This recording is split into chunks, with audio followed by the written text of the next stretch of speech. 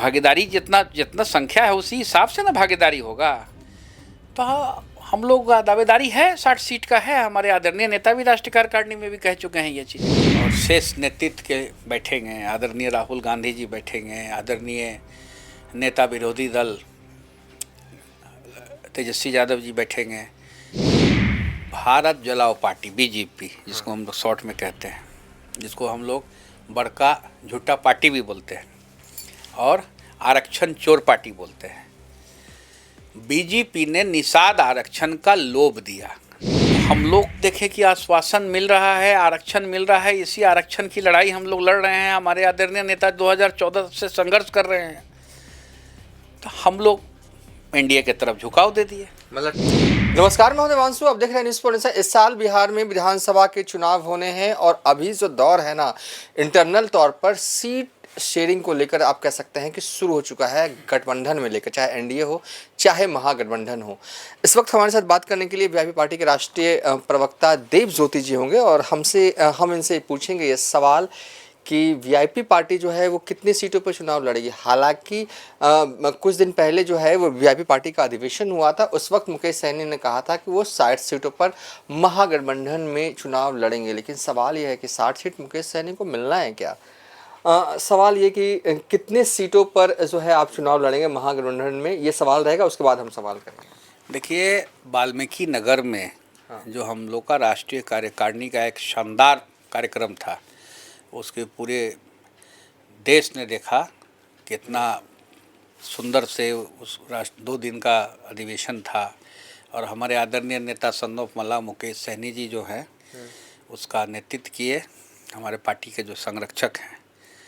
तो आप उस दिन का जो हम लोग राष्ट्रीय कार्यकारिणी के जो भी जितने भी सदस्य हैं प्रदेश के और राष्ट्रीय, हम लोगों ने आदरणीय नेता को सुझाव दिया कि हम लोग का आज वोट बैंक जो है सिर्फ निषादों का वोट बैंक 14% है बिहार में, जो आदरणीय नीतीश कुमार जी ने 4% गोल कर दिया। 9.65% में लाके कैलकुलेशन जो जातीय जनगणना हुआ था सरकारी, तो उसमें हम लोगों को 9.5% दिखाया गया।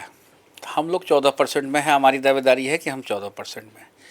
तो कर्पूरी ठाकुर जी का जो विचार था, कर्पूरी ठाकुर जी के विचारधारा से पार्टी चलती है हमारी। दिवंगत बहन फूलन देवी जी के विचारधारा से पार्टी चलती है। बाबा भीमराव अंबेडकर साहब का विचारधारा से पार्टी चलती है, हमारी पार्टी चलती है। अब रहा कि हम लोगों ने आदरणीय नेता को सुझाव दिया और एक प्रपोजल दिया सारे राष्ट्रीय कार्यकारिणी के सदस्य कि हम लोग को 60 सीट में इस बार बिहार विधानसभा में हम लोग को लड़ना चाहिए। तो उसमें हमारे आदरणीय नेता ने राष्ट्रीय कार्यकारिणी में उसका मोहर लगाया। राष्ट्रीय कार्यकारिणी का जो सदस्य जो गण जितने भी लोग थे, सारे लोगों का सुझाव को जो है उन्होंने माना और हम 60 सीट पे बिहार में आज दावेदारी करते हैं। और कर्पूरी ठाकुर जी का जो विचारधारा था, कर्पूरी ठाकुर जी हमेशा कहते थे कि जिसकी जितनी संख्या भारी उसको मिले उतनी भागीदारी। तो आज कुछ भी कहीं बंटवारा होगा तो भागीदारी जितना संख्या है उसी हिसाब से ना भागीदारी होगा। तो हम लोग का दावेदारी है 60 सीट का है। हमारे आदरणीय नेता भी राष्ट्रीय कार्यकारिणी में भी कह चुके हैं ये चीज़। ठीक है, दावेदारी हम मानेंगे कितना में, क्योंकि 60 सीट कैसे मिल जाएगा? कांग्रेस भी है, देखिए पार्टी भी है। वो तो जब इंडिया गठबंधन की बैठक होगी और शेष नेतृत्व के बैठेंगे, आदरणीय राहुल गांधी जी बैठेंगे, आदरणीय नेता विरोधी दल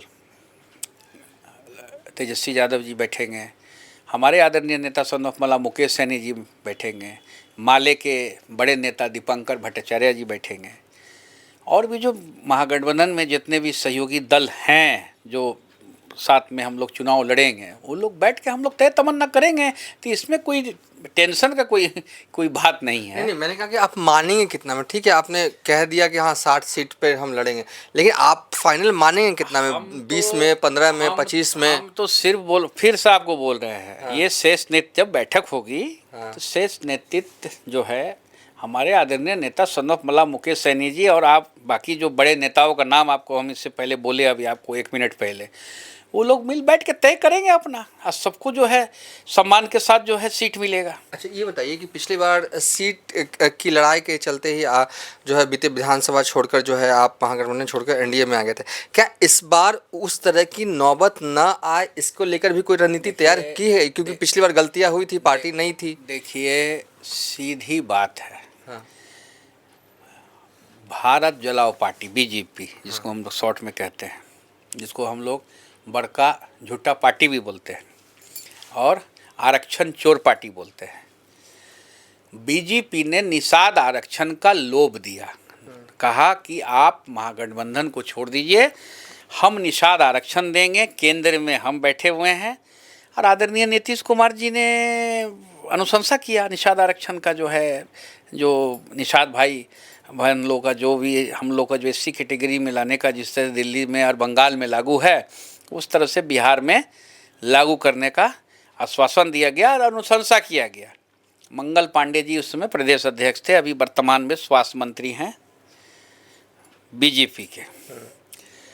तो हम लोग देखें कि आश्वासन मिल रहा है, आरक्षण मिल रहा है, इसी आरक्षण की लड़ाई हम लोग लड़ रहे हैं। हमारे आदरणीय नेता 2014 से संघर्ष कर रहे हैं, तो हम लोग एनडीए की तरफ झुकाव दे दिए। मतलब ठगा गए आप लोग?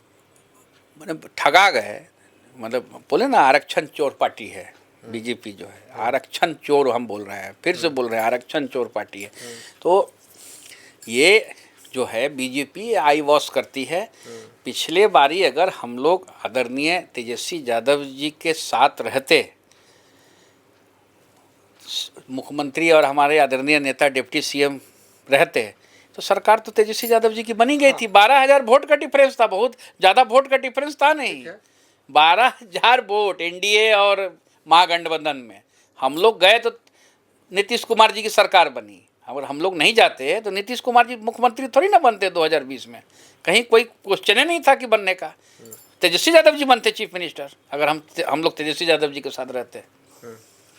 चलिए, ये एक स्थिति है कि आप 60 सीट कह रहे हैं, ठीक है, और बाकी इशारा भी करेंगे, जब बैठेंगे तो देख लिया जाएगा, यानी कि कम पे मानेंगे भी, ये भी तय है।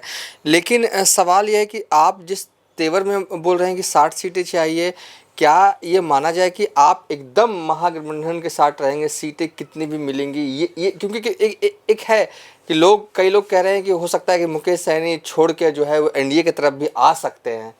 हम लोग कहीं छोड़ के नहीं जाने वाले हैं महागठबंधन।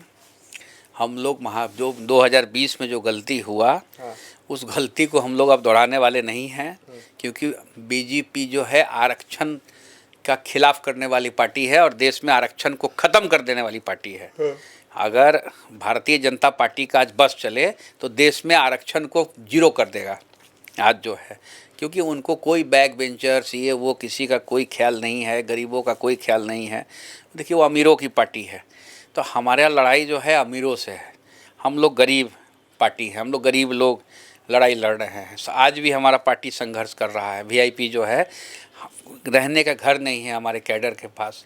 हमारे किसी जगह आप जाइएगा, मोतिहारी, मधुबनी, दरभंगा, उस तरफ जाइएगा तो प्लास्टिक लगा के हमारा कैडर जो है परिवार के साथ रह रहा है। बरसात आता है तो कहीं से भी प्लास्टिक लाता है, कहीं से जुगाड़ टेक्नोलॉजी करके बेचारा अपना जीवन चला रहा है। तो उसकी लड़ाई हमारे आदरणीय नेता लड़ रहे हैं। तो हम लोग भारतीय जनता पार्टी, जो देश को जलाने वाली पार्टी, जो बीजेपी, जो आज जो स्थिति है, वक्फ बोर्ड का जो आपका बिल आया, किस तरह से देश को जला दिया, किस तरह से देश जल रहा है, किस तरह से एक सर्टेन समुदाय को टारगेट किया जा रहा है, और उस तरह से जो है आप देख ही रहे हैं क्या स्थिति है। नीतीश कुमार जी को भी निगल गया, चिराग पासवान जी को भी निगल गया, उपेंद्र कुशवाहा जी को भी निगल गया। जितना लोग बीजेपी के साथ सटे हुए हैं, आज वो कोई नहीं कह सकता है कि वो सेक्युलर चेहरा है।